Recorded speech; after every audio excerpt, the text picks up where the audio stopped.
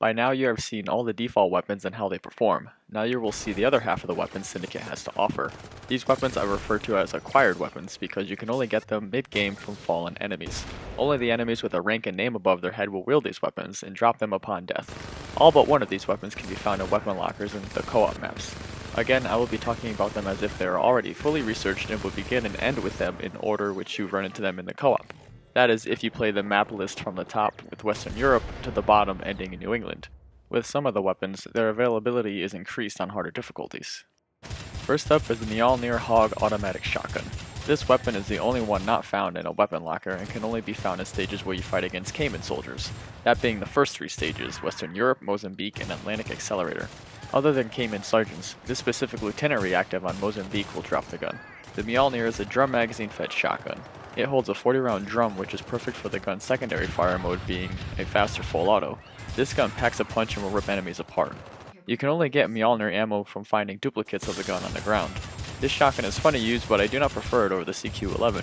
Something about the Mjolnir's accuracy being a little more widespread makes hit detection feel off. Combined with the slow reload, it doesn't feel as efficient as the CQ-11, even if able to do the same amount of damage or more per shot. Next is the Laws 92 rocket launcher. The Laws is found on most stages, commonly from enemies up high, but also down low on your plane. It can also be found in these two weapon lockers a high percent of the time. The one here in Western Europe, and this one on Atlantic Accelerator. These locker specific ones will have a full 9 shots. You can, however, always find 2 launchers with a few shots each at the beginning of Atlantic Accelerator on the mission start landing pad. The Laws has a 1 shot per reload and its main blast is really powerful and is the best way to fire it. Its secondary fire mode comes standard without needing to be upgraded. All you do is press the fire button while the missile is mid-flight and it breaks up into a cluster bomb that showers explosives directly below. Sounds good for groups of enemies, but it's not exactly as efficient and hard to judge, and will sometimes leave enemies alive that would normally be dead with the main missile blast radius. The Harbinger G290 minigun can be found on all stages depending on the difficulty. It is only ever dropped by reactive armors or sometimes found in one of the first 2 weapon lockers at the beginning of the Colorado stage. This is the most efficient damage dealing weapon when incorporating ranged attack, whereas the CQ-11 Shotty is still the best at close range. Keep the aim button held down to ready the minigun and spray away shredding the normal enemies. It makes good work on reactives and agents as well. The strong bullet damage combined with its high bullet count and fire rate make this gun perfect for gaining the upper hand in your current situation. The LTBP thermite gun, aka the Flamethrower, is also another gun found on most all stages depending on the difficulty and only found from reactive enemies, or randomly within one of the first 2 weapon lockers on Colorado. This is a weapon that is best to use on normal soldiers and is a bit slower to kill tougher or armored types. It is however very high in damage against you when used by reactives, so be careful. The RLX-240 Electron Mace is found on 3 stages when fighting against Aspari soldiers. These stages are Colorado, China, and Scandinavia. Aspari only appear in China on the second half of the stage after the checkpoint in the underground tunnel. The Electron Mace is the first of 2 stun-type weapons you encounter within the co-op. Its first location is downstairs in Colorado where your first 4 case tissue samples are.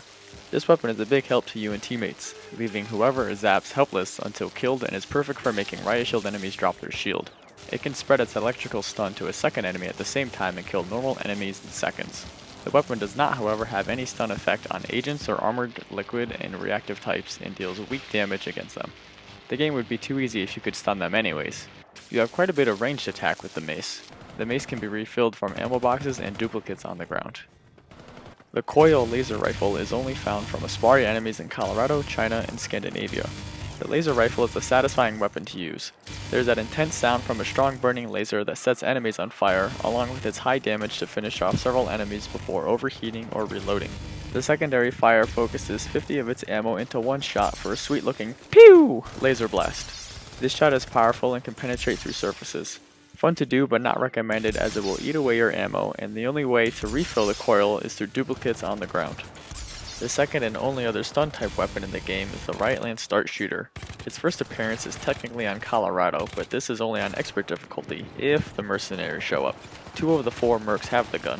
The Riotlance is mainly a weapon you come across first on China and then Scandinavia amongst police enemies.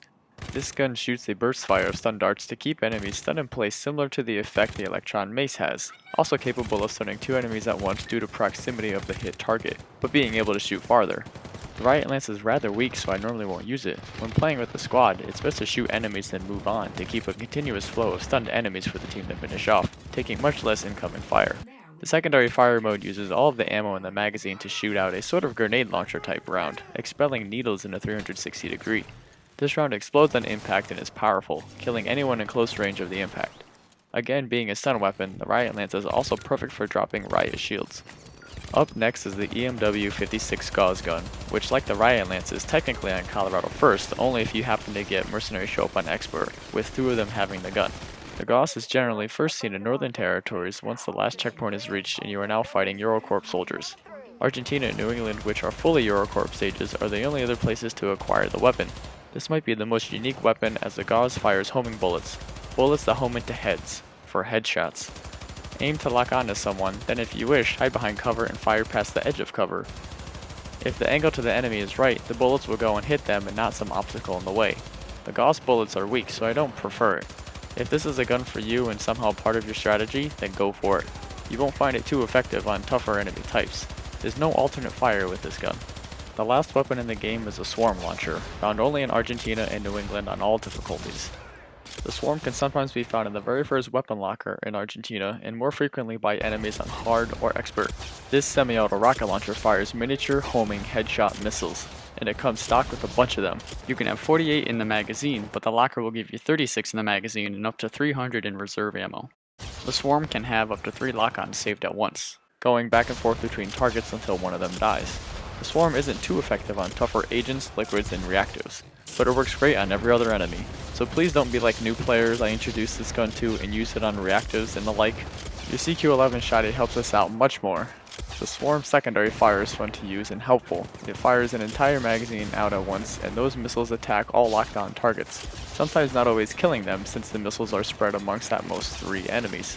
Expect to go through your ammo faster this way. Here's a few quick tips for finding the swarm from enemies. On Argentina, sometimes in this room, after this door opens,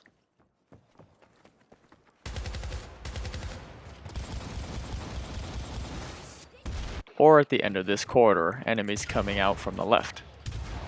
On New England Expert difficulty, I think every time you will have guys on the buildings with the swarm. This spot right here early into the stage, be where I'm standing and kill the soldier on the left first. His position on the angled roof will cause him to drop the swarm down and it coasts along the slanted edge to land where you can get it. If you kill the guy on the right first, the swarm will most likely stay stuck up there. The left guy can then take over his spot and lose the gun up there too. Don't worry because a third guy can spawn in this spot as well. The other sergeants in this stage can drop it down to you, but it's less likely since they are on a flat roof. That covers all the weapons in the game. Have the right weapons for the right time and always stay locked and loaded. Success will follow. Thank you again for viewing my vids.